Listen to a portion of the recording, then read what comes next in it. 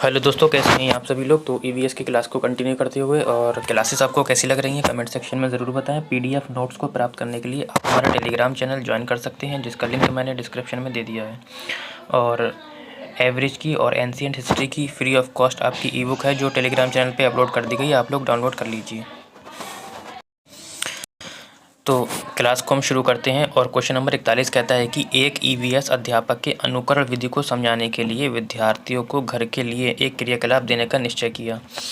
निम्नलिखित में से सबसे उपयुक्त क्रियाकलाप कौन सा होगा। ठीक है, यदि आप एक टीचर हैं और आप अंकुरण विधि बच्चों को सिखाना चाह रहे हैं, तो आपने क्या किया है कि विद्यार्थियों को, जितने भी बच्चे हैं आपके क्लास के, घर के लिए क्रियाकलाप दिया। तो सबसे अच्छा क्रियाकलाप कौन सा होगा। चित्र के साथ चार्ट तैयार करना, बीज को गमले में लगाना, मूंग से अंकुर को निकलते हुए देखना, या वीडियो क्लिप देखना। देखो, चित्र को यानी कि यहाँ पे केवल दृश्य सामग्री का इस्तेमाल हो रहा है। ठीक है, यानी कि केवल दृश्य ही होगा। ठीक है, केवल देख रहा है। वीडियो में दृश्य और श्रव्य आपका दोनों हो जाएगा, दृश्य और श्रव्य दोनों होगा। ठीक, मूंग से अंकुर को निकलते हुए देखना कोई गतिविधि नहीं है, ये तो ऐसे तो देखने से कोई गतिविधि नहीं होती है। और दूसरा वाला ऑप्शन कहता है बीज को गमले में लगाना। अब देखो बेटा, बीज को गमले में लगाएगा, यानी कि इसमें बच्चा खुद एक्टिव रहेगा। इसमें बच्चा खुद क्या रहेगा, एक्टिव रहेगा, यानी कि खुद करेगा सारा काम। इसमें केवल दृश्य देखेगा। अच्छी है गतिविधि, ये भी अच्छी गतिविधि है, इसमें दोनों चीज़ें आ जाती हैं, लेकिन सबसे ज़्यादा इंपॉर्टेंट ये है ऑप्शन। ये भी ठीक है, ये भी ठीक है, ये भी ठीक है।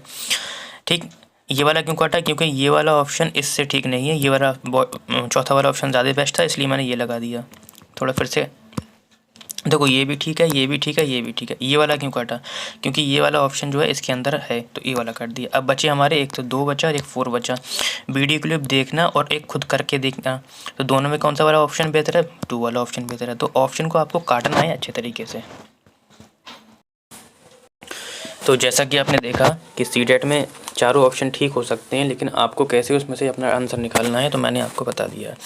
फिलहाल क्वेश्चन नंबर 42 कहता है कि एक ईवीएस की अध्यापिका ने अपने कक्षा 3 के छात्र को अपनी छत या खुले क्षेत्र में अन्न या कटोरे में रखने के लिए कहा, कोई अन्न वगैरह कुछ भी रखने के लिए कहा। उसके बाद उसने उनको एक आंकड़े की शीट तैयार करने के लिए कहा, जिससे वे उस भोजन या अन्न को खाने के लिए आने वाले पक्षियों का ब्यौरा देंगे। इस क्रियाकलाप का उद्देश्य क्या होगा। देखो, एक बात आप याद रखना, चाहे सब्जेक्ट इंग्लिश हो, हिंदी हो, मैथ हो, इन्वायरमेंट हो या सीडीपी हो, ठीक, ईवीएस हो, चाहे कोई भी सब्जेक्ट हो, अगर शिक्षक बच्चे को कुछ दे रहा है क्रियाकलाप करने के लिए, या XYZ कुछ भी दे रहा है, तो आप एक बात याद रखना, अगर ऑप्शन में व्यस्त, कोई भी काम बच्चे को व्यस्त रखने के लिए नहीं दिया जाएगा। सबसे पहले आपको ये याद रखना है। ठीक, दूसरा ऑप्शन कहता है आपका कि छात्रों को उन पक्षियों के लिए संवेदनशील करना जो लुप्त होने की कगार पर हैं।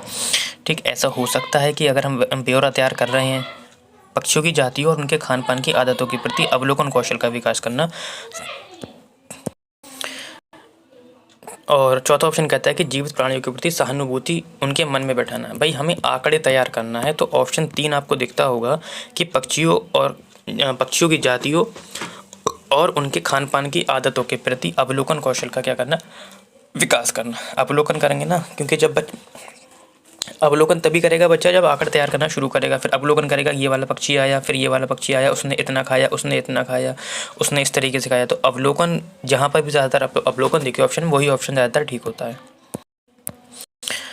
कहता है कि एक अध्यापक ने कक्षा में हमारे देश के उत्सवों पर विचार विमर्श किया, जो हमारे देश में उत्सव होते हैं।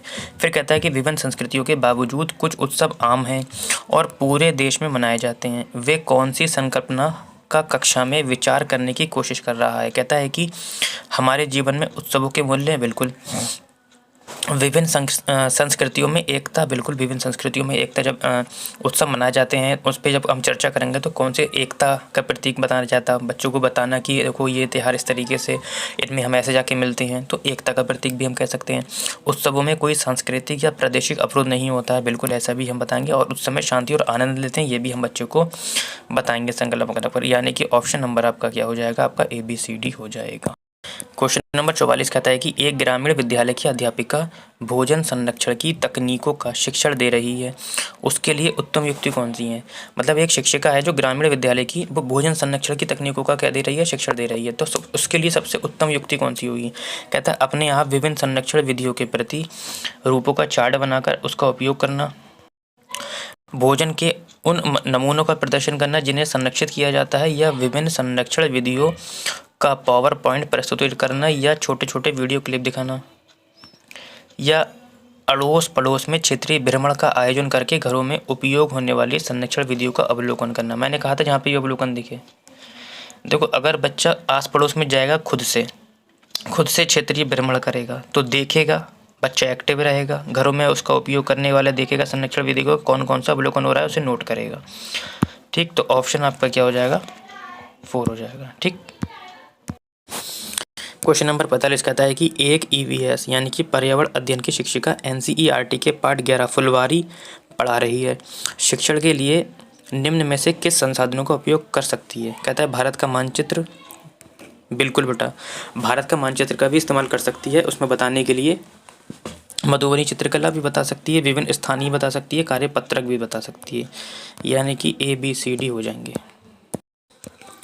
क्वेश्चन नंबर 46 कहता है कि कक्षा 4 विद्यार्थियों को अनाधिकार शिकार के प्रति संवेदनशील करने के लिए निम्नलिखित में से कौन सी विधि प्रभावकारी होगी। कहता है वाद विवाद, समाचार पत्र की क्लिपिंग दिखाना, या पोस्टर प्रस्तुति, या नारे लिखना। देखो कक्षा 4 के विद्यार्थियों को अनाधिकार शिकार जो होते हैं, जिस पे अधिकार नहीं है, के प्रति संवेदनशील करना चाह रही है, तो इससे वाद विवाद करने से कुछ नहीं होगा कि हम खाली बैठ के उसे समझा रहे हैं। ठीक है, पोस्टर प्रस्तुति करेंगे ये भी नहीं होगा, नारे लिखेंगे कि उस पर नारे लिखो तब भी इससे कुछ नहीं होना। बेटा समाचार पत्र की हम क्या दिखाएंगे, क्लिपिंग दिखाएंगे। ठीक, समाचार पत्र क्लिपिंग का मतलब बेटा ये है आपका कि वीडियो वगैरह क्लिप दिखाना उसकी। ठीक है, कि देखो अनाधिकार करने से क्या क्या होता है, पुलिस आती है, फिर ये होता है, तो इससे बच्चे के अंदर संवेदनशील होगा। और इनकी ये भी बताएंगे कि जानवरों की कमी हो रही है, इससे बेटा ये फ़ायदा होता है, तो यहाँ पे बच्चे संवेदनशील हो जाएंगे। ठीक है, क्वेश्चन नंबर 47 कहता है कि व्यवसाय में रूढ़िवादी छवि के मुद्दे के प्रति होगा बेटा विद्यार्थियों को संवेदनशील करने का प्रभावशाली तरीका कौन सा है। कहता है सामाजिक मीडिया है, नुक्कड़ नाटक है, समाचार पत्र है, या रेडियो है।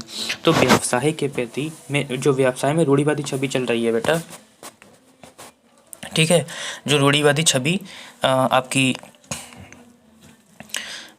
छवि के मध्य प्रति विद्यार्थियों को संवेदनशील करना है, तो आप सामाजिक मीडिया, समाचार पत्र दिखाएंगे, रेडियो सुनाएंगे, तो सबसे बढ़िया है आप नाटक करेंगे। नाटक में बेटा क्या होगा, इसमें बच्चा खुद एक्टिव रहेगा, और मैंने बताया था जिसमें बच्चा खुद एक्टिव रहेगा उसमें जल्दी से वो सीखेगा और समझेगा। मीडिया का प्रयोग, पत्र दिखाएंगे, रेडियो सुनाएंगे, इससे बेहतर ऑप्शन आपका डी है कि इसमें जब नाटक करेंगे तो सबको बच्चों को किरदार दिए जाएंगे, किरदार के माध्यम से बच्चे जल्दी सीखेंगे, बच्चे एक्टिव रहेंगे। क्वेश्चन नंबर 48 कहता है कि अध्यापक ने अपने छात्रों को विद्यालय के बगीचे में गुलाब के पौधों को ढूंढने के लिए कहा।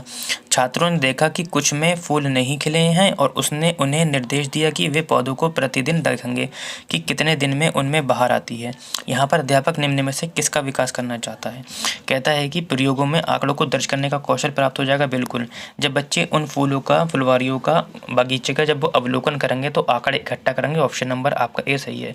छात्रों में जिज्ञासा भी पैदा होगी कि यार अब कौन सा पौधा में कौन सा फूल निकलेगा, अब हम उसे नोट करेंगे, देखते हैं, तो इसमें जिज्ञासा पैदा होगी। ऑप्शन नंबर बी भी ठीक है। प्राकृतिक सौंदर्य के अजूबे देखना, ये ऑप्शन आपका ठीक नहीं है कि अजूबे देखने के लिए बच्चों को वहाँ पर नहीं लगाया गया है। फूलों को पुष्पित होने की क्रिया का आनंद लेने के लिए भी वहाँ पर नहीं लगाया गया, न ही उसका वक्त गुजारने के लिए। ठीक है, तो ऑप्शन नंबर ए और बी हो जाएगा। क्वेश्चन नंबर 49 इंपॉर्टेंट है आपका। कहता है कि निम्नलिखित में से कौन सा साधन पर्यावरण अध्ययन के विद्यार्थी के आकलन के लिए गुणात्मक आंकड़े को इकट्ठा कर सकता है। कहता है दृष्टांत, अभिलेख, पेपर पेंसिल परीक्षण, कार्यपत्रक, या क्रम निर्धारण यानी कि रेटिंग स्केल। देखो एक एक करके सबके बारे में हम चर्चा करते हैं। सबसे पहले हम समझते हैं एनेक्डोटल रिकॉर्ड यानी कि दृष्टांत अभिलेख। क्या होता है दृष्टांत अभिलेख? देखो एक कार्य विवरण या कार्य का एक वर्णनात्मक शीर्षक जिसकी विद्यार्थियों से उत्पादन या प्रदर्शन करने की क्या की जाती है, अपेक्षा की जाती है, उसे हम दृष्टांत अभिलेख या कौशल कहते हैं। उसके बाद पेपर पेंसिल क्या होता है, परीक्षण। देखो बेटा संज्ञानात्मक उद्देश्यों का आकलन करने के लिए साधारणतया किया जाता है। ठीक है, ये तो ये हो गया। तीसरा है आपका कार्यपत्रक यानी कि वर्कशीट। कार्यपत्रक या व्यवसाय के कुशल कार्य से चलाने हेतु किए जाते हैं। ये किसके लिए किए जाते हैं? कार्यालय या व्यवसाय के लिए किए जाते हैं, कार्यपत्रक यानी कि वर्कशीट। जबकि रेटिंग स्केल का इस्तेमाल क्या होता है? किसी भी स्थिति या विचार या वस्तु में छात्रों के दृष्टिकोण को मापने के लिए किया जाता है, और हमें बच्चे का ही दृष्टिकोण मापना है, इसलिए हम रेटिंग स्केल का इस्तेमाल करेंगे। कार्यपत्रक व्यवसाय वगैरह में आ जाता है आपका, ठीक है। तो ऑप्शन नंबर आपका 4 हो जाएगा। देखो क्वेश्चन कहता है कि आखिरी क्वेश्चन है आपका, कहता है कि उस एक को चुनिए जो अन्य से भिन्न यानी भिन्न है। कहता है झील, पर्वत, तालाब, नदी, झरना। देखो झील, तालाब, झरना ये तीनों के तीनों पानी से संबंधित हैं। देखो जबकि पर्वत आपका क्या होता है? पहाड़ होता है, यही आपका भिन्न हो जाएगा। तो आपने स्कोर कितना किया बेटा ये ज़रूर बताएं, और क्लास कैसी लगी? अगर अच्छी लगी हो तो लाइक, सब्सक्राइब और शेयर ज़रूर करें अपने दोस्तों में।